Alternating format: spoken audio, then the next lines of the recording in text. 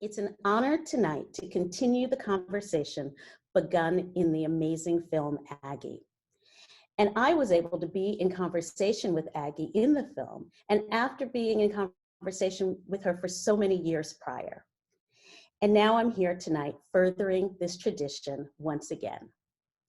I hope you've already dipped into The Oasis of Aggie, a film that's offered one of the brightest looks at the future of justice as informed by artists and the creativity that our world desperately needs. The film itself is a feast of art and the healing, inspiration, beauty, and vision that artists share with the world. And for many, it's provided an entry point for people to start learning about the criminal justice system and the need for reform.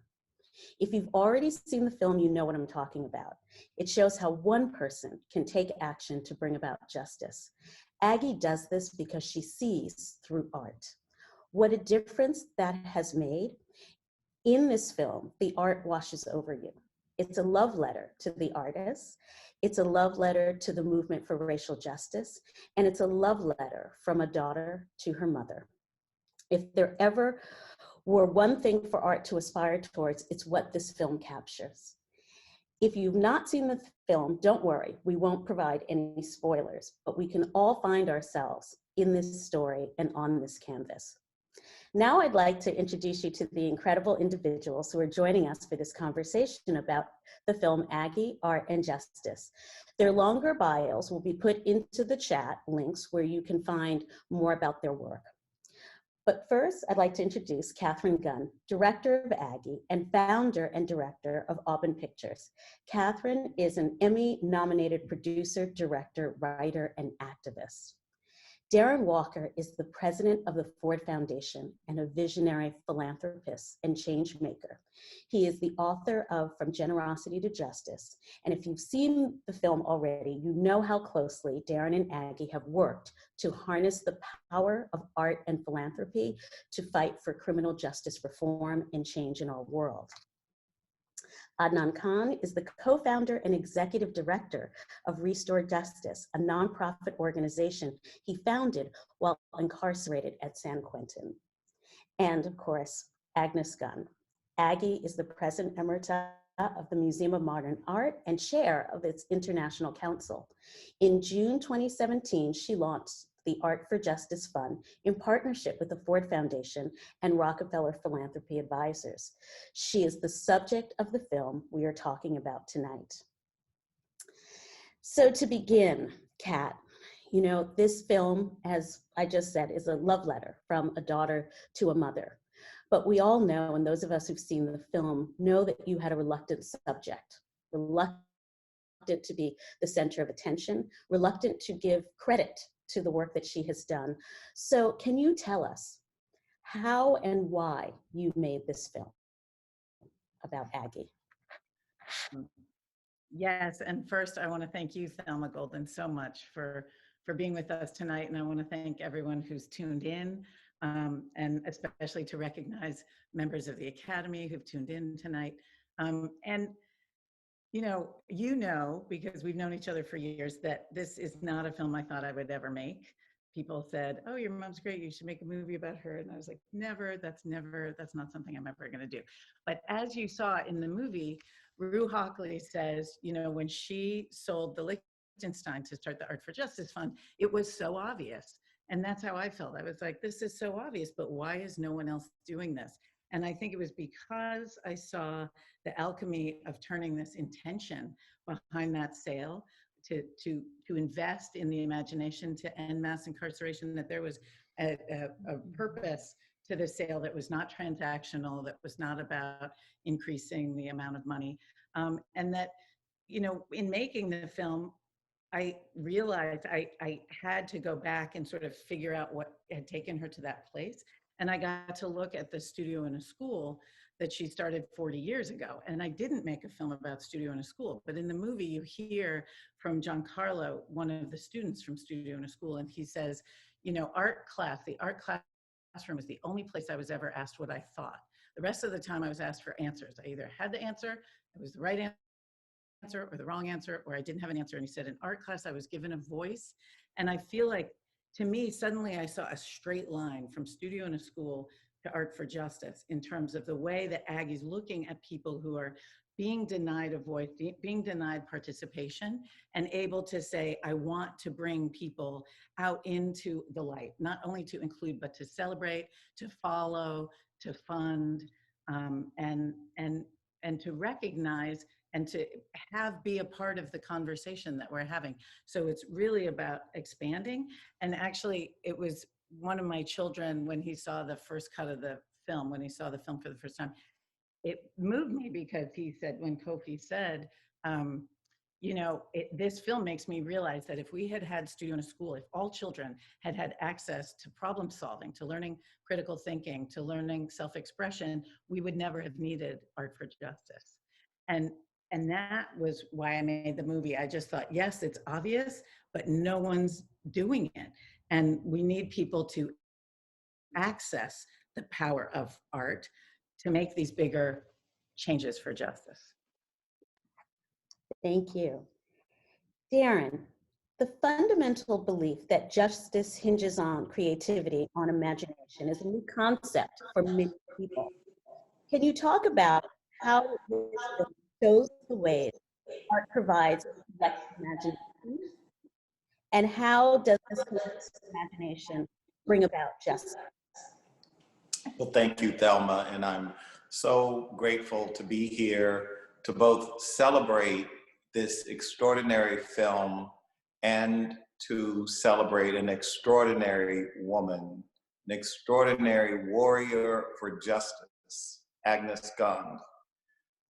Creativity is rooted in the capacity for empathy, the capacity for compassion. To have a more just world, we need to be a more empathetic and compassionate society.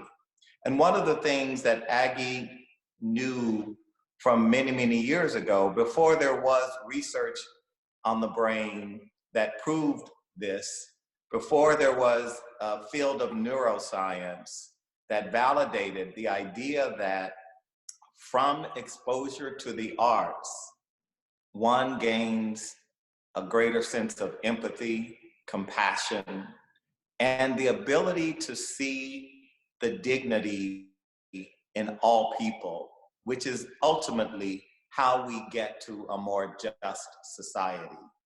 So when you can see the dignity in other human beings, it allows you to put yourself in their shoes.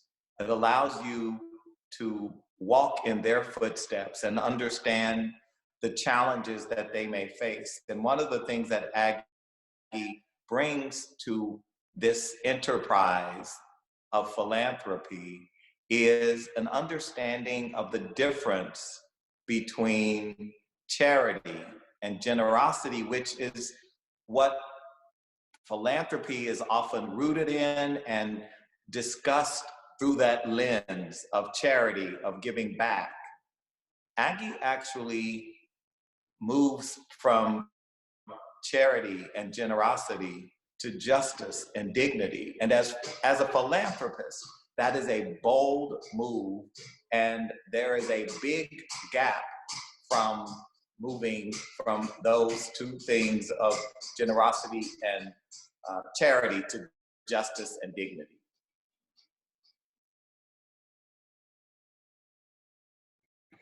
Thank you, Darren. It's so wonderful you say that, because when asked to speak about your book, what Aggie said is that you illustrate how philanthropy is about more than giving money away. It's about giving energy and providing righteous optimism for the sake of justice. So with that, Aggie, I'd like now to move to you, because really this film is about, of course, this one amazing act that you did. Right? Selling this beloved painting to create the Art for Justice Fund. But that act was really one that's connected to your whole life of engagement with art. So you're known so much for your generosity, for your grace, and for your empathy that you feel for other people. And that really comes through in your relationship to artists. Can you talk about the role that artists have played in your life and what you have learned from them? Well, thank you, Thelma. I've learned an awful lot from artists, and not maybe by explaining it to them too much, but by just living in the world that is about art. And I, for instance, I see Georgia O'Keeffe in clouds all the time. There are things that remind me of Georgia O'Keeffe, or I see there are days when the sunset or sunrise makes you see a Rothko and in its different colors and the way it goes up from having a horizon which isn't the regular horizon, but is a one that you think of. I also love Glenn Ligon's pieces that are very dark, some of them, and then other ones where he scribbles on them and makes them be not there or seemingly obliterated, but they're, you know, they're one person's interpretation of what childhood scribbles look like, except that they're not that. They're another thing altogether than that. And it's just that you see so much, like, for instance, your background is something that has a lot of things going on in it, and you can see what you want to see almost. You can make faces and make people and make buildings and out of what you see or not, whatever you feel. It goes with what you perceive. So I just love the fact that when you, especially in a time like this, when there's an epidemic out there and you're somewhat isolated, you can make up things that, you know, get you through it, at least get me through it. And so I'm very thankful to Catherine for the film, and to you and to Darren and to Adnan. But I really think all of you have such a big part to play in this whole thing of social justice. And Darren has really helped me a lot, and Catherine and Sonia, in bringing us to be able to participate in this in such a big way, and yet doing all the work that's necessary. And Helena is doing all the work on, you know, making this happen. So it really is multiple people that have put it together.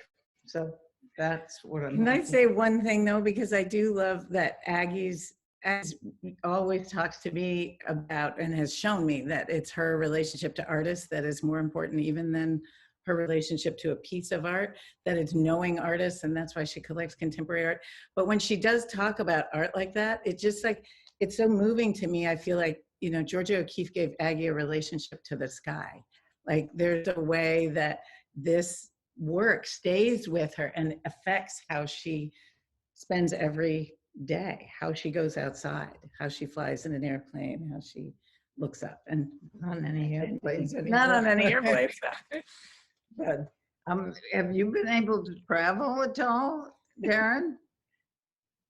Darren has. No, Aggie, I'm not traveling. But what I am doing and what I want to focus on is how we continue to advance what you have birthed in this world. Aggie, you remember when you first had this idea, what upset you so much, because we know that you and your good friend Cindy Sherman went to see Ava's film, and what upset you so much was the inhumanity of what you saw. And what you wanted to bring attention to was the need for more love in the world, the need for more compassion, the need for more grace, the need for more healing. And what is amazing was, I think, in the middle of this pandemic, what you were calling out for in society is needed even more than when you first made that commitment and the message that you sent out to the world, that this wasn't about just a painting, but it was about the condition of the way we treat each other and the way issues of racism especially are treated in our society. And I did think that was the most important thing about what made me want to do this was the injustice that was dealt to the people that really may have committed a crime or some kind of infringement on something in society, but they weren't being treated as human beings. They were being treated as people that didn't have you had no respect for, and you immediately disliked, and you would continue to dislike. And what made me realize that these people are just, you know, they're really in a way, most of them are able to be in the society and really do something, like Adnan has done so much that is so important, and he even has a baby now and everything. So that it's what can be done with people's lives that aren't subjected to, aren't stepped on and put down, and always put in the wrong shoes. So that's what I think is so important about what's happened with this money. Thank you for that, Aggie. Well, Adnan, it's clear you've had a huge impact on Aggie, and you are a visionary in the work to change the narrative that drives mass incarceration and leadership in the arts for justice community. Can you tell our audience how you and Aggie got connected? Yeah, well, it's, honestly, building right off of what Darren and Aggie are talking about here. There's a part in this in the documentary, in the film, where Darren and Aggie are having a conversation, and it's about mass incarceration and incarcerated people. And Darren, I'm going to paraphrase this. There's a part where you ask Aggie in the film, "Hey, what do you think about people who say you do the time, do the crime, or that you deserve prison?" And then, like, immediately, impulsively, without thought, Aggie just says, "Have they ever been to a prison? Have they ever met anyone inside?" And so the scene cuts to San Quentin. And that's literally where we all met. Myself, Catherine, Darren, Helena, who's not here right now, we all came into a prison, not for, I want to specify, not for a prison tour, right? We're not zoo animals where people come in, where a lot of people do actually come in to do a tour of prisons. That's is very, very further dehumanizing. They came to visit us. And what really stuck out for me in that moment was that they didn't care. They never asked what we did. "Hey, what'd you guys do to get to prison? What was it that you did while you were here?" That didn't matter. Only thing that mattered was who we were. What are we doing? Show us your art. Talk about, philosophy, psychology, your paintings for those who were in the art room. It was just a conversation between human beings. And yes, we were inside of a prison facility. I was serving a life sentence. I was sentenced to 25 to life at the age of 18. And that was maybe in my 14th year. So in that moment, I'm still, in my head, I'm dying. I'm going to die in prison. I had made, quote unquote, peace with that. And the level of generosity, sure, there's funding behind it, there's philanthropy. But what Darren was saying, like, the generosity came from us honestly just having a human conversation. And, you know, I want to emphasize that. And sadly, that was very important to me when it shouldn't be, when prisons should not be, or, you know, when we incarcerate people and when we hold people accountable or try to hold them accountable to just be treated and have a regular conversation. There's a thirst for that. It is very sad to say that. I just want to say that on the side.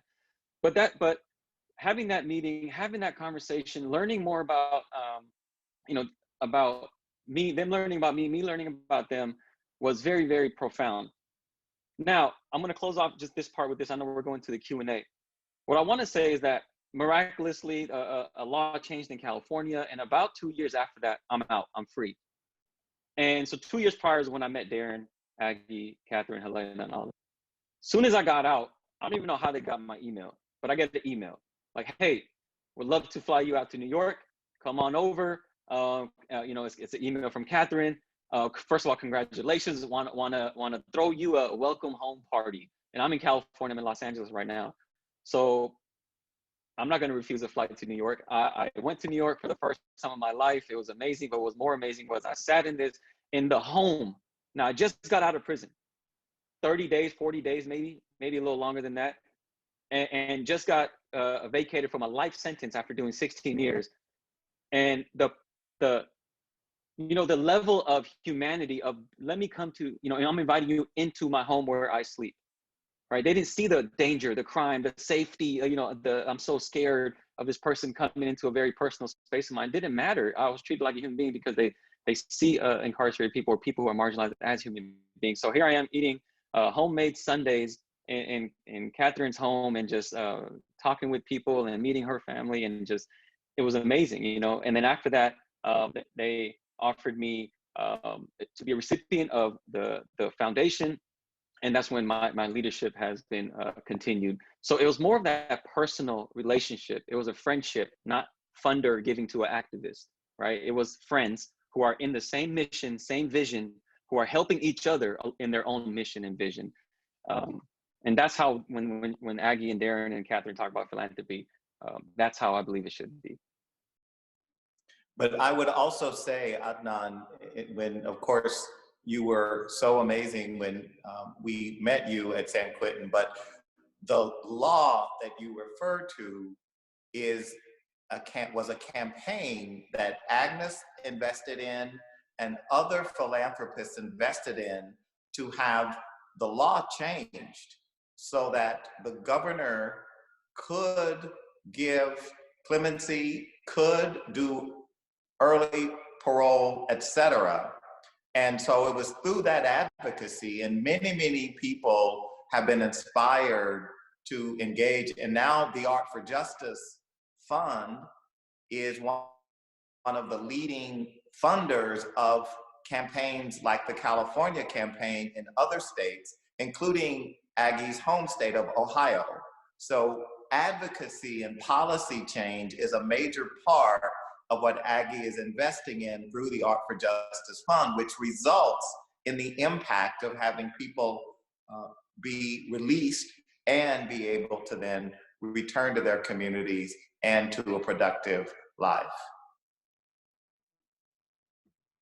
And Darren, could I just ask you to talk a little bit more, though, about Art for Justice, so our audience can understand the advocacy, of course, being an important part of it. But can you talk about this very innovative philanthropic structure? Of course. I think what Aggie said when she made the decision to sell the great painting, that amazing Liechtenstein masterpiece, as he called it and named it. First, it was important to understand that for Aggie, this was a deeply personal decision because she and Roy Liechtenstein had a very special relationship. And Roy's widow, Dorothy, is one of Aggie's closest friends. But it was Dorothy who encouraged Aggie to follow her instinct to sell the painting and then to use the proceeds, in this case, $100 million of the proceeds, and start a fund that would have as its purpose to invest in artists, to invest in advocacy and policy that would result in a reduction in the number of people incarcerated, because what Aggie wanted to impact as a philanthropist is what she saw in Ava's film, which was data that demonstrated that the United States is the most over-incarcerated nation in the world.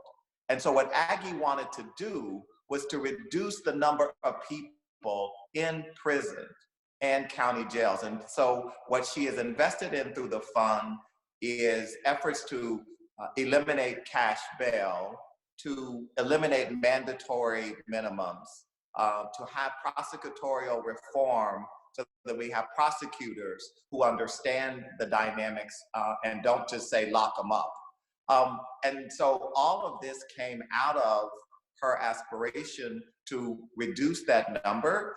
The other thing that Aggie did was to inspire countless philanthropists to both give art, to give money to match her gifts, and to do all sorts of generous things. I mean, I'll tell you one funny story that happened because Aggie has a dear friend who called and said, you know, I want to help. I'm so inspired by you, Aggie, but my husband doesn't want to sell any of the art. And she said, but I have an idea. He's given me so much jewelry. I've got a few things. I think I'm going to sell something really quite fabulous. She sold a little brooch. $500,000 later, that brooch brought the proceeds, which have been turned into support for the kinds of things that Aggie's wanted to achieve. And we've seen countless people do that. And so it's pretty remarkable when you think about the amplification of this idea and the kind of domino effect that Aggie is having across all of philanthropy, and particularly in arts philanthropy. Thank you. Before we move to questions from our audience, I want to ask both Aggie and Kat a variation on a question that I started with. And so, Aggie, I want to ask you why you allowed Kat to make this film about you. Well, it was sort of, we drifted into this place. It brought other people in, and especially her kids who she brought in, who now have changed very much from the guy on the pens and on the bed who said, I want to learn about life, you know, or something, when he was answering a question from me, which she began to see really did make a movie about things that weren't necessarily about me, but about generally life.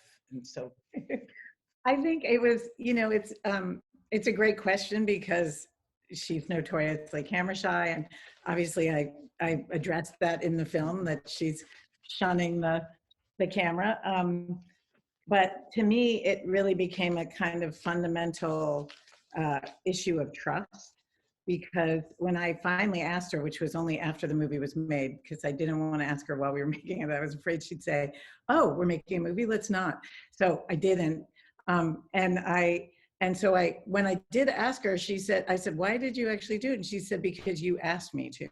And I think that goes to, you know, this sort of deep relationship, but also to the question of protection and safety that I think is at the core of the social justice work, but also the artistic visions, that we do want to protect people that we love. And, you know, when people look at my kids and one of my sister's kids and say, Aggie's got a multiracial family and she has Black grandchildren, and, you know, how did that affect her decision to make the movie? I think there was a part of her that felt like she was in love with people she felt were vulnerable. And it reminded me, which is part of why I unspooled, you know, the beauty of getting to make a movie is that we don't have to use the statistics and say, oh, there's 2.2 million people behind bars. There's over 4 million people under supervision of parole and probation. Instead, we can tell the stories and make you feel what's going on, which is what artists do, you know, as Maya Angelou always says, right?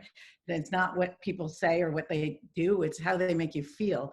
And so by using the film, it allowed me to realize, okay, so it's the kids that have changed our family, but also I changed her family. When I came out, she said to me, I always knew that.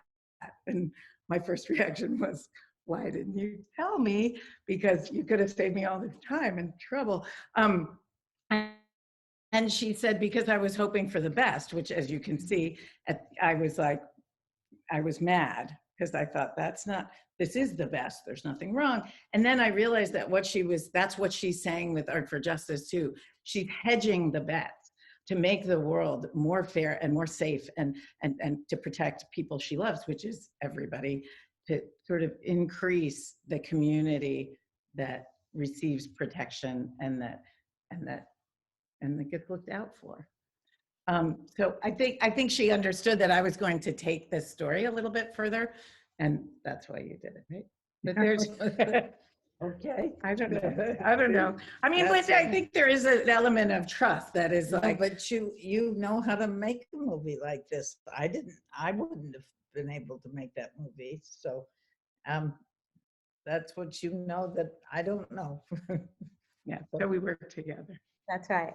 But I think that the gift of it, for those of us, of course, who've had the privilege of knowing Aggie as a friend and a philanthropist and a supporter and an ally and an advocate, is that you also tell, you know, your full story, Aggie. We get to understand the sort of fullness of your life, you know, the way in which you have existed in the world. And I think that's a gift as well, because it also gives us a sense of, you know, where this deep feeling, right, your deep humanity comes from. And then we see it, of course, in your family, right, through Kat's eyes as the artist who made this film, but also through your grandchildren. So it's a real gift. And I think we all feel privileged, right, to have had the experience. Now I'm going to move to questions. So first is a question for you, Adnan. Did art play a role during your incarceration? And what programs, if any, did you participate in that bring art and justice full circle? So the question is, what programs did you participate in that bring art and justice full circle? But I hope you'll answer that question, but also tell us a bit about Restore Justice. Yeah, thank you. So my first experience with quote unquote art was my first 5 minutes in a cell ever. When I was arrested 2 o'clock in the morning, taken through the whole process of policing, forensics, all throughout the night until the AM, when I was finally transferred to the county jail. Hadn't eaten, hadn't slept. And then that's when the deputy sheriff put me in the cell and slammed the door behind me. And in that moment, that's when panic started to strike. I've never, like I said, been in a jail cell before like that.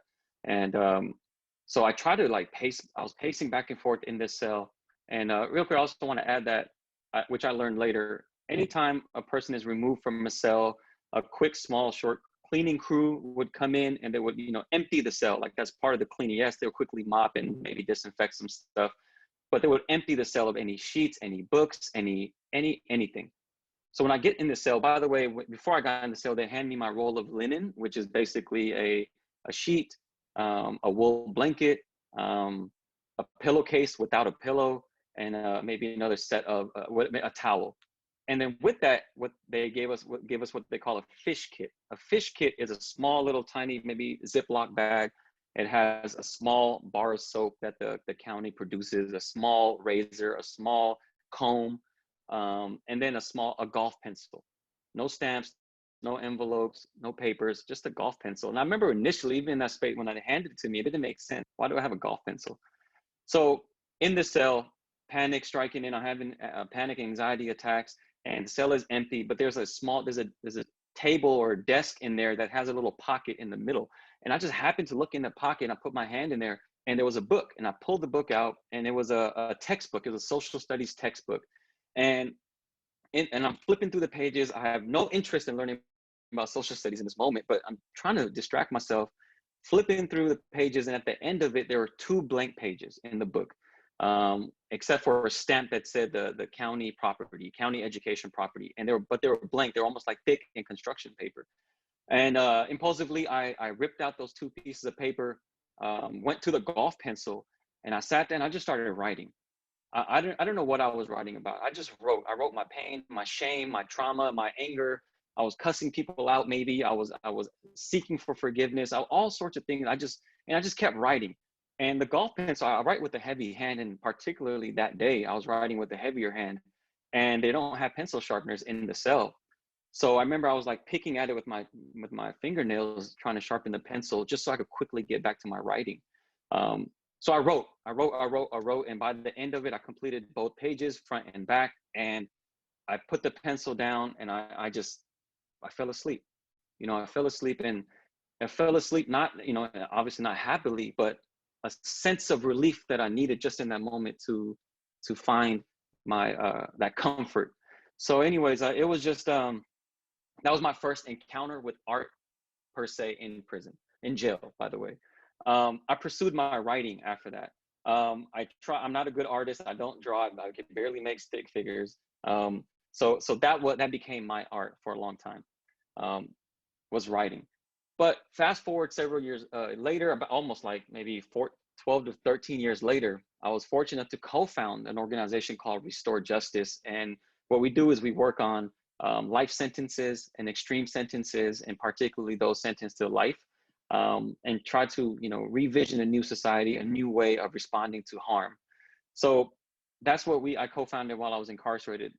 But together with that, what I co-founded was this media filmmaking project called First Watch. So First Watch is basically, imagine, and I don't know how I did it, but somehow convinced the administration to let donations, let people donate from the outside, inside the prison, brand new camera equipment, new computers where we could edit videos on, lighting equipment, tripods, mics, just a small little film kit where currently incarcerated people, imagine walking around a prison, obviously supervised, but walking around a prison with camera, a boom mic, a little light reflector, and filming our own narrative. And I think that the parallel that with Aggie, the movie Aggie, that stands out to me is that the movie was done by someone very proximate to Aggie, right? And not just proximate to Aggie, but proximate to the movement. In the documentary, they go through, it takes you through different marginalized people's movements for several decades, right? And then leads up to mass incarceration and so on. And so with the filmmaking inside, similarly, it was impacted people, currently incarcerated people, making videos and kind of reclaiming our own media narrative, because it has been media that has told the story about who we are forever. Through newspapers, through radio, through video. So it was an opportunity for us to reclaim our own narrative, share the story that we want to share by making the movies and the films that we want to create ourselves as currently incarcerated people. So that became my art, and I just fell in love with film and making, picking up a camera, storyboarding, because I love to write, all of that. So that's part of the project as well. Thank you. Kat, could you talk about how you build a character on screen? I mean, the character, of course, is Aggie, but how did this building happen in tandem with discovery? Your discovery of Aggie through all the different people she was in conversation with. What revelations came from this for you? It was really, as I said, I started making it. The reason I thought the film would be worthwhile was because of Art for Justice. So that was where I started, and it's not a biopic or like a chronological film.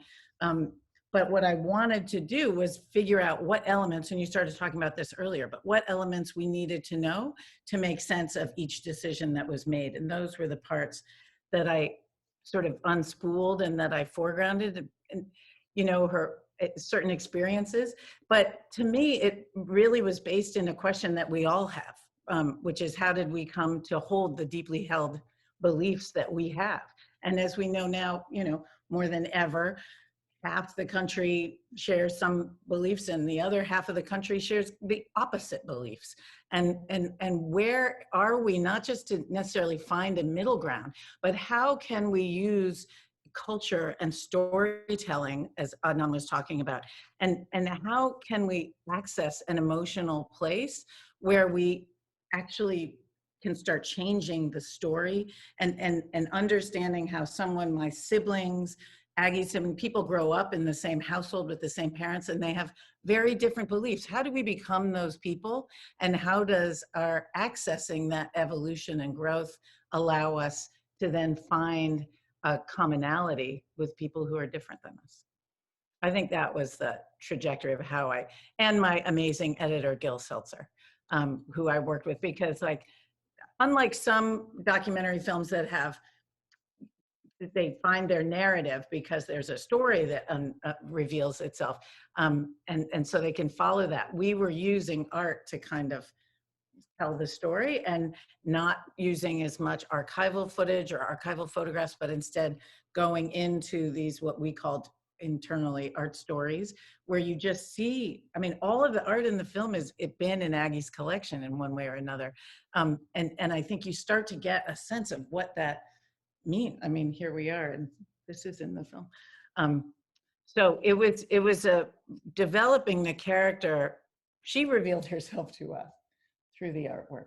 But I think it was also that, you know, I did start by not making a movie and asking her if I could just do some interviews because I wanted some archives.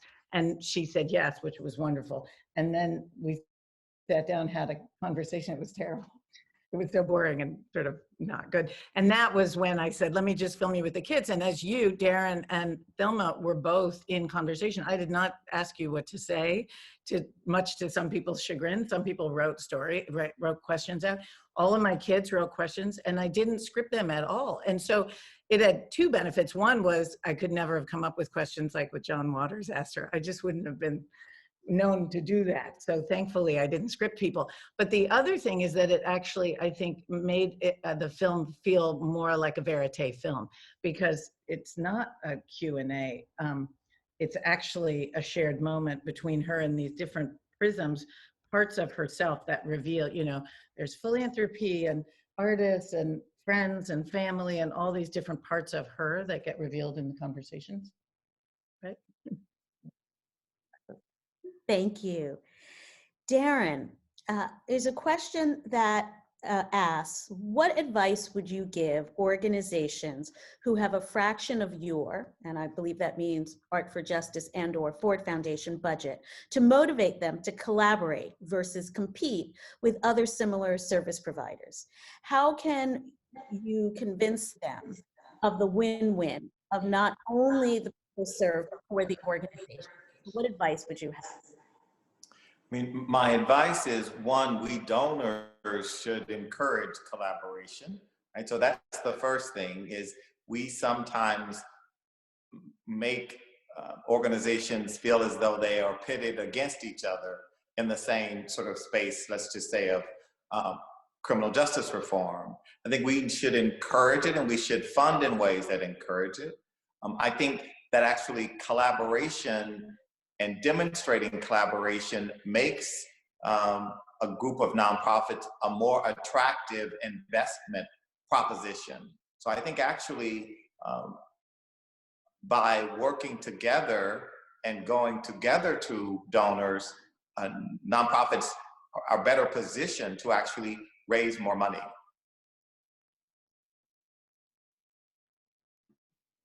Thank you. And there's somewhat of a follow-up to that, which is that there's a question that says there's an understanding that this fund sunsets. And how is there a plan that you and Aggie have about how others might continue the reach of this philanthropy? Well, the good news is that the fund is going to, Aggie's decided to extend the fund for an additional year. Secondly, there have already been other philanthropists who are taking up the gauntlet, not necessarily at the scale and volume of Aggie's commitment, but the point here is that she has spawned a movement among philanthropy, in philanthropy. If you look at the recent grants made by Mackenzie Scott Bezos, many of those grantees were Art for Justice grantees that Mackenzie Scott did not know of, but through her own research or the research of the professionals she hired to help her, they were brought to many of those same grantees because she too is interested in ending mass incarceration. So the point here is that it's not that Aggie needs to sell another painting and raise another $100 million. It's that actually she's built a movement that is transforming philanthropy and arts philanthropy and forging a new domain of philanthropy that brings the intersection of two areas that never before Aggie intersected, and that is arts philanthropy and social justice philanthropy. And so I actually am less worried that this is not going to continue or that the resources are going to fall off a cliff and there won't be. There are a lot of philanthropists who may not be calling it art for justice too, but they are actually doing what Aggie hoped she could do, which is to spawn a movement. Thank you. Thank you. Aggie, you spoke a bit about this before, but I want to ask anyone on this panel, because so much of what is at the center of this film is your love for art, Aggie, and that's where you're an inspiration. So does anyone want to contribute here about how art has been important to them during this pandemic moment? Well, the one thing I can say is look at, studio in the school. They've done more in this time than anyone could be. Both Tom and Allison, who runs the studio in the school program, have been putting our art out in volumes, and that it really helps. It's a way to make children center on what art can do for them and what they can get out of making art. So I think that also that artists are going to be the key to the process of healing and growth and recovery that we have to look forward to in the progressive decade in front of us, and that artists need to be treated as workers, need to be acknowledged as, in the same way that other laborers in our society are, so that we can actually have the advantage of the vision and the solutions and the problem-solving skills that artists bring to it. But artists have really suffered because they aren't in full-time jobs, they don't have health insurance, the Broadway's closed, all the stages are closed, the dancing, the theater, we could go on about how art's, what it needs to recover now. But I think that our new administration and the movement that's been going that is so infused with art really need to be followed, because I think they do have the answers. And I think that there is a power in the culture and the narrative shift that maybe hasn't been reflected in the political power and the sort of traditional, the white male power that's being challenged. But the cultural power we have is big, and we need to use it to our advantage.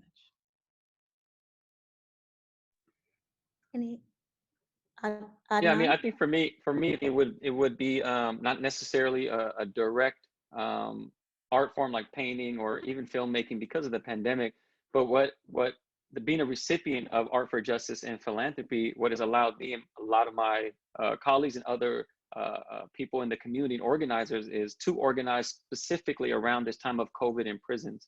We have seen devastating and tragedies taking place actively right now. There's a couple of prisons that have 800 cases that people are sick right now in their beds, inadequate healthcare, dying, 90 people in state of California prisons 90 people have died in 9 months. That's an average of 10 people dying of COVID a month in California prison, and exponentially grow that number on a national scale, right? We have 2.3 million people incarcerated. We have thousands and thousands of jails and prisons. It's really, in times of COVID especially, it's been terrible. So what we've been able to do is sustain not just the organization, the structure of the organization, but sustain the advocacy and that efforts up much more louder. And we've seen some results here in California, our efforts in California, where the governor, we did press conferences with legislators in front of the prison of San Quentin was one of them, where state senators and assembly members, we've called on them, come to the prison, and call on media and other elected officials, district attorneys. We're all at this press conference and urging the governor and the prisons to do something. And the next day the governor announced the release of 8,000 incarcerated people. Though that I was happy and am happy for those 8,000, that's nowhere near enough a COVID response. So the work continues. But what I am grateful for is that I'm able to do that work because of Art for Justice and philanthropy, especially in a time like this right now with COVID in prisons and jails. Hope that you will be able to get more people out of prison now, because I think they just need the care and the use of maybe they'll be able to get the vaccine if they're out of prison, whereas in prison, I don't know what they're going to do about the vaccine, because I think it's going to come very late to that. And which is such a shame, because if we could just give it across the board, that would be better than the way we're going to distribute it. But anyway, that I don't want to get into that discussion.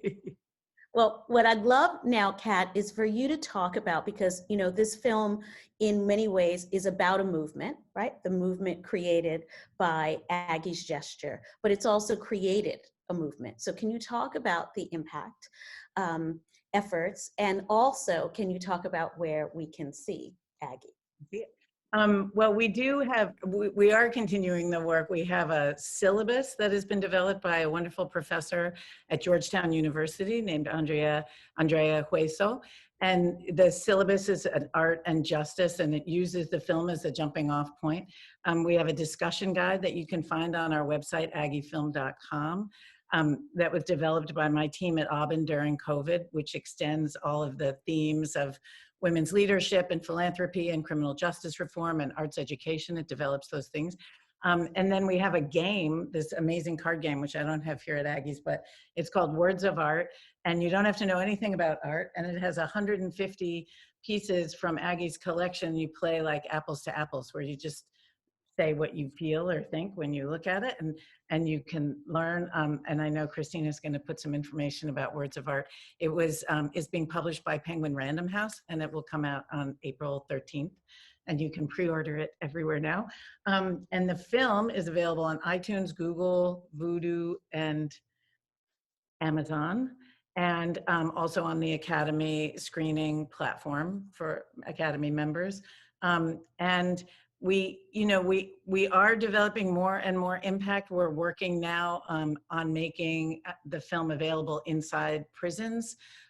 We're looking to work with people in financial institutions that Darren can talk about, that do collect art, that do want to figure out how to jump into this river, that do want to make change and participate. So we're really trying to, now that, as everyone in the film world knows, it's been such a weird year to release a film. We opened at Sundance, which was so much fun, and then all of a sudden we went online. But we have been able to have these kinds of conversations, which have been wonderful with artists and activists, and a lot of those are on our website too. And now we're starting to organize the rollout, the more proactive rollout within the prisons and in the universities. So I think that's how you can do it. But thank you everybody for watching tonight. And thank you all for being here and for sharing your visions and your wisdom and your beautiful smiles with us. Well, thank you. I think, you know, Darren, Adnan, I know we all feel privileged to be in conversation with you, to be your colleagues, and to have had this moment. But really, I know we all thank you, Aggie, for everything you are and the inspiration that you have provided so many. So thank you. Thank you. Thank you all. Have a good night. Good evening.